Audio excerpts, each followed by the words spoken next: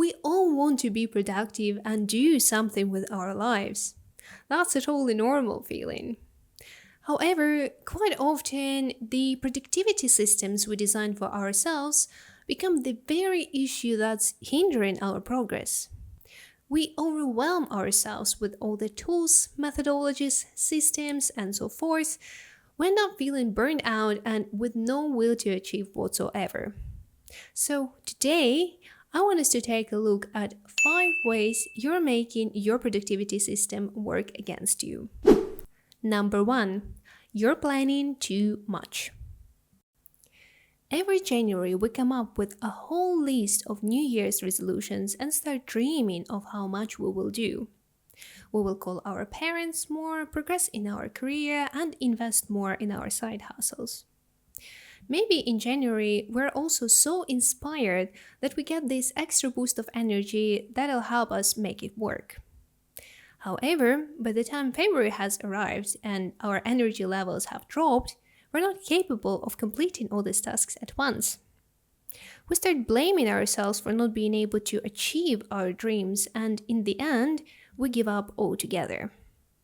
It is known that people tend to underestimate the amount of resources it will take them to complete a task, whether we're talking about money, time, or energy. That, combined with our inability to focus on many things for a prolonged period of time, sets us up for failure. The solution? Choose one thing you would like to focus on for a prolonged period of time, like a year. Once you feel like you've got a good grasp on it, you can add another priority on top of that. But make sure that you never have more than 3 priorities at a time. For example, it can be health, progressing in your career, and calling your parents more often. Number 2, your tool stack is too complicated. How many productivity apps, and I mean not only software but also methodologies, can you name from the top of your head? I'd go with 10. 10. And there are way more, and all of them are marketed as must-haves. As a marketer myself, I gotta say that while the added value is self-explanatory, the necessity of having each and single one of the productivity tools is up for debate. Unfortunately, it is the case that many of us get lost in various tools and systems before we even get to a task. If every morning you spend 2 hours on writing in your journal, tracking your mood, checking your Notion, adjusting your calendar, writing affirmations, doing a meditation practice, then your whole productivity system will quickly turn into a burden. To tackle that, try to keep your tool stack as minimalist as possible. Only use the tools and systems that have proved to work for you. For example, I currently use only calendar blocking, bullet journal to keep track of, everything. It serves as my knowledge hub, and notifications if I need to remind myself of taking supplements or the daily affirmations. You really don't need more than 3 to 5 tools at a time. Number 3, you're sleep deprived. Good old times when the main productivity hack was to wake up at 5:30 and get everything done by noon. Too bad it's not really sustainable. While waking up early is a beautiful and healthy thing, and I enjoy myself early mornings, it might be biologically challenging for many. As you probably know, most people are neither early birds nor night owls, but rather in between, meaning you go to bed not too late, not too early, and you wake up not too late, not too early. So going against your circadian rhythm might cause very serious health complications, out of which sleep deprivation might be the easiest to deal with.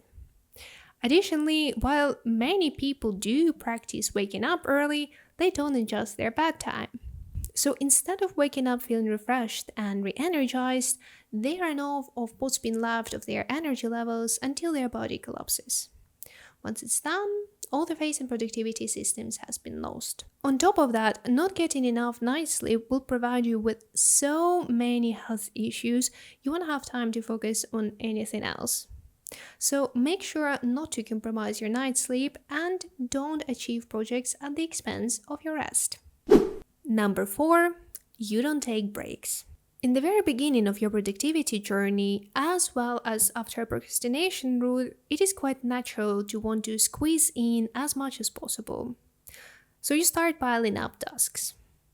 Additionally, when you start writing off these tasks after completing them, you get all these happy hormones that make you go on and on and on. However, there is a downside to it. First of all, you literally don't give your brain time to recharge and refocus. Secondly, once the initial inspiration wears off, you are left with long list of tasks with no breaks in between. What has started as a fun productivity game now turns into a rut. So, what you might want to do is to schedule some buffer time for unexpected situations and breaks.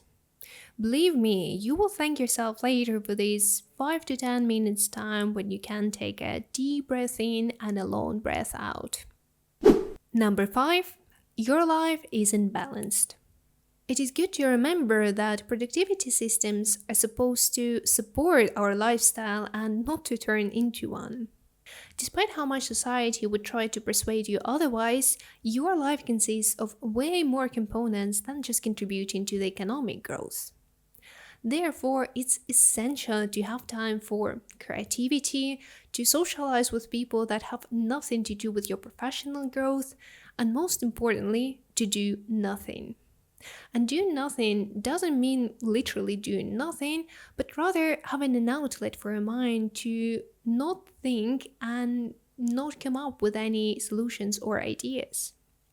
For example, as a teen, I really like to listen to music and let my imagination run wild.